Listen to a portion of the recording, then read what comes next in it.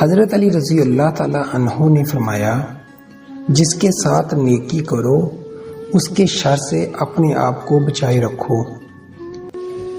حضرت علی رضی اللہ تعالی عنہ نے فرمایا، لوگ بیماری کے خوف سے غذا چھوڑ دیتے ہیں لیکن عذاب الہی کے خوف سے گناہ نہیں چھوڑتے۔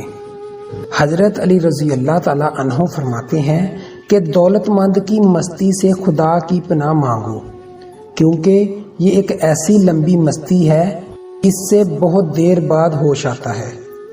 حضرت علی رضی اللہ تعالی عنہ فرماتے ہیں، نصیحت تنہائی میں کرنی چاہیے۔ جو نصیحت بڑے مجمع میں کی جائے وہ نصیحت نہیں بلکہ دوسروں کو ذلیل و رسوا کرنے والی ملامت ہے۔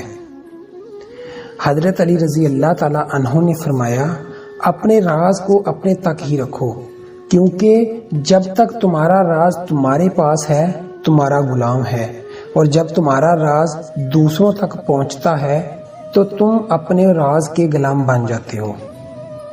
حضرت علی رضی اللہ تعالی عنہ فرماتے ہیں کہ بے شک دنیا اور آخرت کی مثال ایسی ہے جیسے کسی شخص کی دو بیویاں ہوں کہ جب ایک کو راضی کرتا ہے تو دوسری ناراض ہو جاتی ہے۔